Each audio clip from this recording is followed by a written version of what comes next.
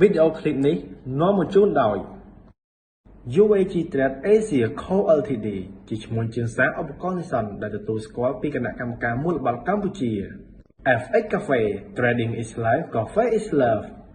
អាដាមភាសា SC មានលក់អាហារបំពតដែលទទួលស្គាល់ពីក្រសួងសុខាភិបាល Great Fund Your Financial Solution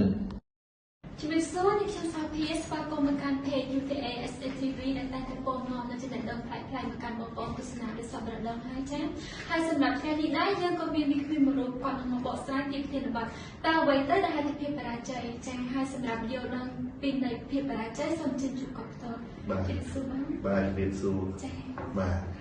ពាក្យថាបរាជ័យភាពពិតនិយាយរួមទាំងកណាក៏ចង់ខ្លាចជាអ្នកមានដែរតែអ្នកមានតែងតែជួបហើយភាពបរាជ័យហ្នឹងជួបហើយមិនមែនជួបតិចដងទៀតជួបច្រើនដងជួបហើយជួបទៀតជួបហើយជួបទៀតរហូតទៅបានលើកពានរង្វាន់រហូតទៅបានជួយមនុស្សជាច្រើនណាស់បាទបើយើងសិក្សាលើពាក្យបរាជ័យមកពីពាក្យបាលីសំស្ក្រឹតបរាបូកនឹងជ័យបរាបានន័យថាខាងមុខជ័យបានន័យថាជ័យជំនះអញ្ចឹងបានថាបរាជ័យយើងគុំពាក្យទៅបានន័យថាជ័យជំនះនៅខាងមុខគ្រប់បុគ្គលជោគជ័យទាំងអស់ដូចជា Mark Zuckerberg ដូចជា Bill Gates ដូចជា Jack Ma ដូចជា Thomas Edison សុទ្ធតែជួបការបរាជ័យជាញឹកញាប់ហើយគាត់មិនព្រមបោះបង់ចោលគាត់កែប្រែភាពបរាជ័យម្ដងមួយរហូតទៅដល់បានជោគជ័យឥឡូវយើងមកមើលThomas Edison បើសិនជាគាត់ឈប់ភ្លាមសួរថាតើយើងបានព្រោះភ្លើងមកប្រើអត់គាត់សារកំហុសរហូតទៅដល់